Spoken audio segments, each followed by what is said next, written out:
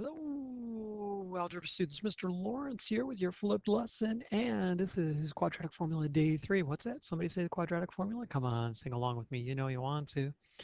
X equals negative b plus or minus the square root b squared minus 4ac all over 2a. There we go. Today we're going to be able to say I can use the discriminant to determine how many solutions a parabola has. Now remember, we've been finding solutions and we found some cases where there were no solution. Well, we can actually determine um, how many solutions we should be finding before we actually do go looking for them. And we're going to use this b squared minus 4ac. This is called the discriminant. Okay, let me get a different pen here. That b squared minus 4ac is the discriminant. Okay, and I'm going to show you how this works. Okay, we're going to start off just like we did before. A is 1, B is negative 3, and C is negative 4. Now I'm going to do the b squared minus 4ac part of my quadratic formula. And so I'm going to put negative 3 squared in there, minus 4 times 1 times negative 4. And I'm going to get an answer. But before I do that, I'm going to let you know that if my discriminant, my b squared minus 4ac, is greater than 0, that means there are going to be two solutions, or two roots, or two zeros. Okay? If the b squared minus 4ac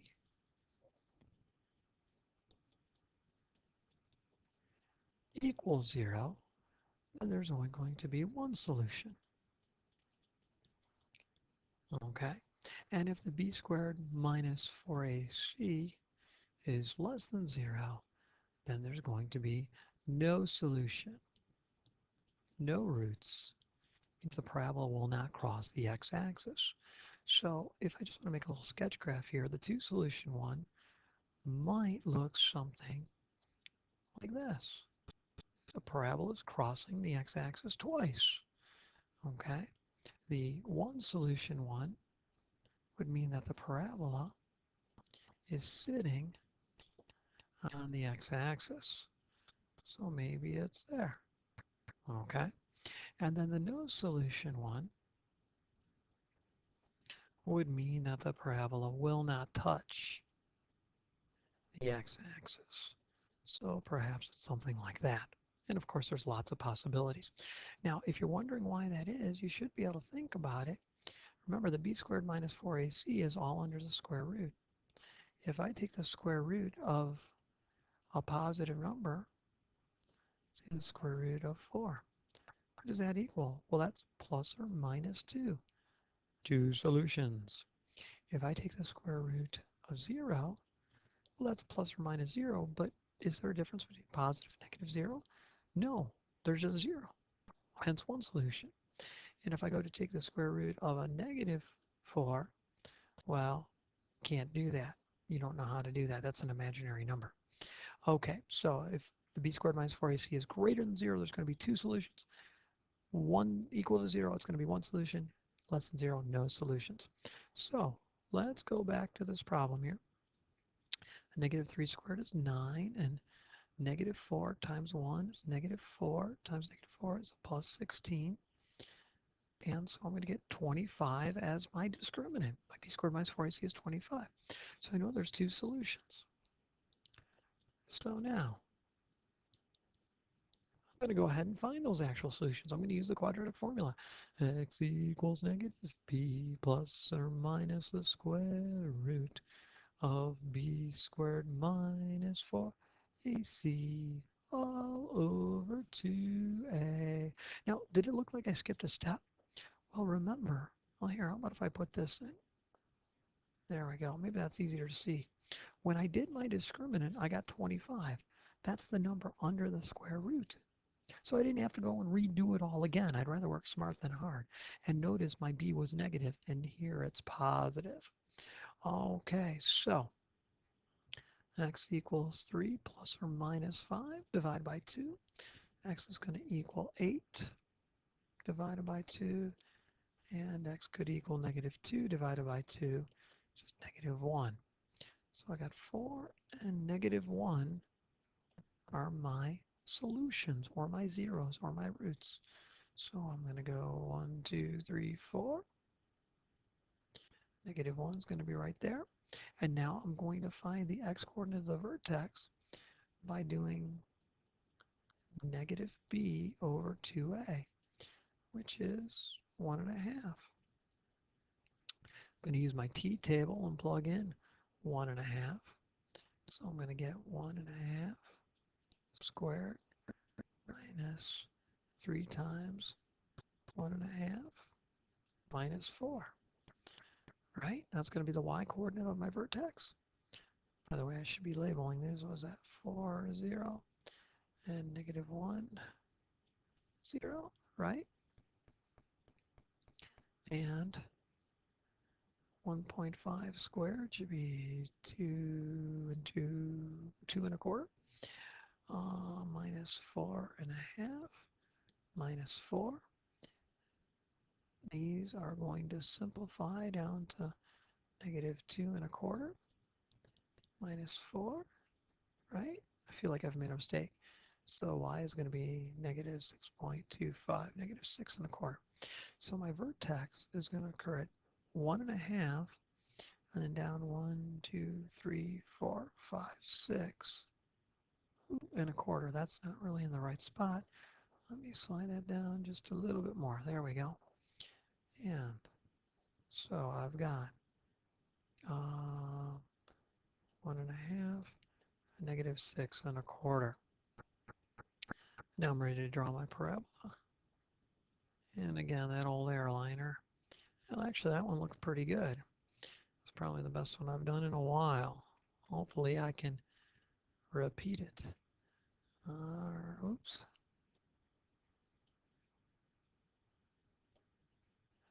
Having some trouble here.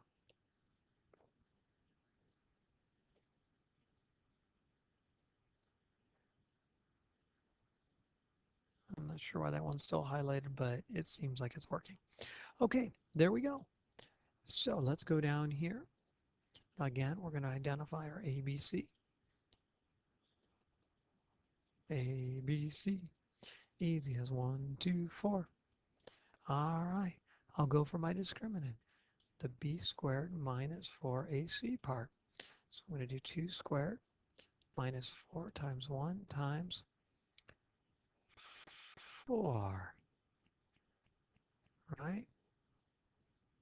Yeah, that's right. Okay. So I'm going to get 4 minus 16, which is negative 12. This will have no roots or no solution, meaning it won't cross the x-axis. So I know my parabola is going to have to be either above or below the x-axis. Well, I'm going to go looking for my vertex. So I'm going to use the other part of the quadratic formula, negative b over 2a, which can be a negative 2 over 2, which is negative 1. Go to a t-table.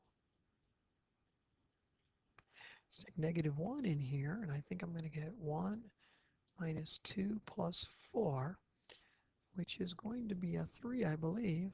So negative 1, 1, 2, 3.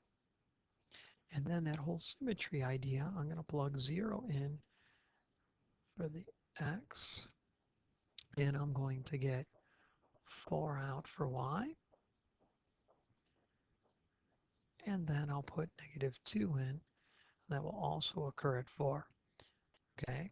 Remember, I moved 1 unit to the right to put 0 in. I got to move 1 unit to the left to put negative 2 in. That's how I know they're going to get the same y value, because of the symmetry. All right, there we go. So let's see here. Here's another one. This one might trick you. Let's identify A, B, and C.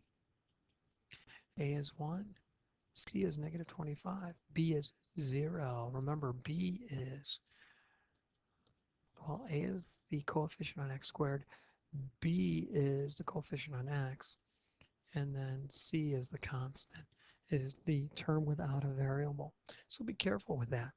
So when I do b squared minus 4ac, I have 0 minus 4 times 1 times negative 25. Well, that looks like it's going to be 100. So there will be two solutions for this one. Oh, excuse me. So I'm going to go looking for my two solutions. So I'm going to do x equals negative b plus or minus the square root and b squared minus 4ac all over 2a. And remember, this is b squared minus 4ac. That equals 100. So instead of redoing it all, I just put 100 in its place. So I'm going to 0 plus or minus 10 divided by 2. That means x is going to equal 5 or negative 5, right? So 1, 2, 3, 4, 5, and 1, 2, 3, 4, 5. All right, to get the x coordinate of my vertex, I'm going to take x equals negative b over 2a. Well, since b is 0, then the whole thing is going to equal 0. So 0 is the x coordinate of my vertex. I'm going to put 0 in for x. I'm going to get negative 25 out for y. So that's going to be way down here at 0, negative 25. And this is at 5, 0, and this is negative 5, 0. And then your parabola will do something like that. All right.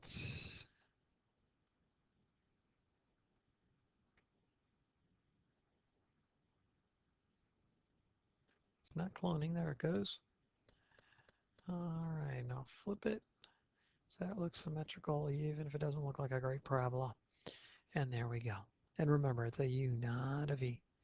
Okay. Last one here. So I'm going to go A, B, and C. Easy as 1, negative 3, 6. Then I'm going to do B squared minus 4AC. Well, B squared, negative 3 squared, minus 4 times 1 times 6. I get 9 minus 24, which is negative 15. And so there are no roots. So I won't use the rest of the quadratic formula. I'll just go to my vertex. So x is going to equal negative b over 2a. I'm going to get a positive 3, 2, 1.5. Did I already do this equation? Mr. Lawrence, did you screw up? Hold on 1 second, guys. No, it looks like I'm okay. I didn't redo it. X is going to be 1.5. So I can go to my t-table, stick 1.5 in for x, and my equation is going to be 1.5 squared minus 3 times 1.5 plus 6, and then I will get 2.25 minus 450 plus 6, and so that's going to be a negative 2.25 plus 6, and so that should be a positive 375, I believe.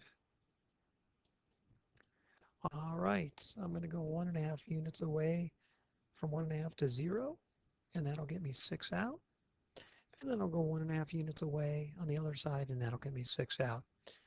So we got 0, 6, 0, 6. We've got 3, 6. Oops, I put that in a bad place, didn't I? Let me redo it.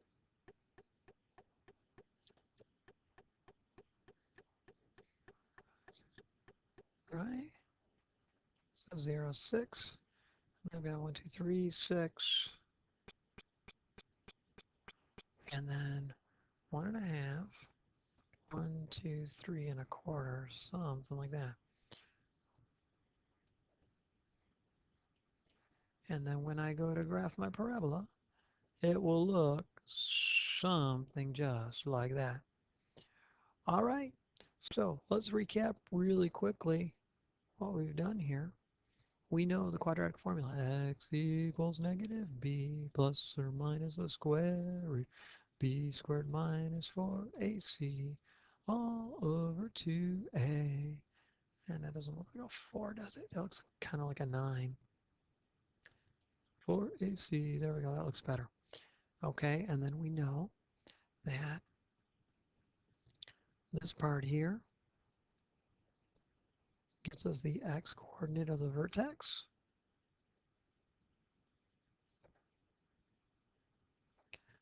X-coordinate of the vertex. And then this part here